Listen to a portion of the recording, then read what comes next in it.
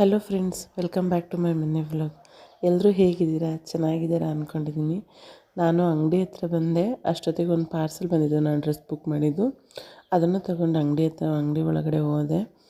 ಆಮೇಲೆ ಇವತ್ತು ಫಸ್ಟ್ ಕೆಲಸ ಏನಿರುತ್ತಪ್ಪ ಅಂದರೆ ಆಯುಷ್ಮಾನ್ ಕಾರ್ಡು ಮತ್ತು ಈ ಶ್ರಮ್ ಕಾರ್ಡು ತೆಗೆಯೋದಿತ್ತು. ಕಾರ್ಡ್ಗಳು ನಮ್ಮ ಮನೆಯವ್ರು ಮಾಡ್ಕೊಂಡು ಬಂದಿದ್ದರು.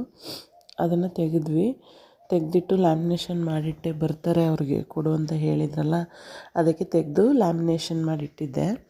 ಅಷ್ಟರಲ್ಲಿ ನಮ್ಮ ಮನೆಯವರು ಎಲ್ಲ ಕೆಲಸ ಮುಗಿಸ್ಕೊಂಡು ಬಂದರು.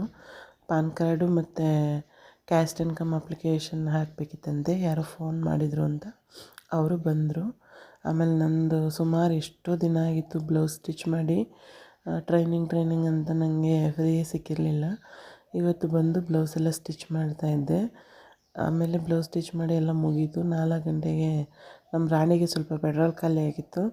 ಪೆಟ್ರೋಲ್ ಹಾಕಿಸ್ಕೊಂಡು ಮನೆ ಹತ್ರ ಹೊರಟೆ.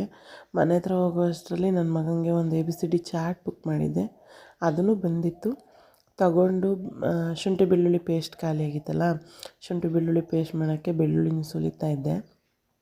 ಕರೆಂಟ್ ಬೇರೆ ಇರಲಿಲ್ವಲ್ಲ, ಕೈಯಲ್ಲೇ ಕರಿಬೇಕು ಅಂತ ಬೇಗ ಹಾಲು ಕರೆದಾಕಿ ಬಂದು ರೆಡಿ ಮಾಡ್ಕೊಳ್ಳೋಣ ಅಂತ ರೆಡಿ ಮಾಡ್ತಾಯಿದ್ದೆ. ಕರೆಂಟ್ ಆಮೇಲೆ ಲೇಟಾಗಿ ಬಂದಮೇಲೆ ಶುಂಠಿ ಎಲ್ಲ ನೀಟಾಗಿ ಎರೆದು ತೊಳೆದು ಒರೆಸಿಟ್ಟಿದ್ದೆ.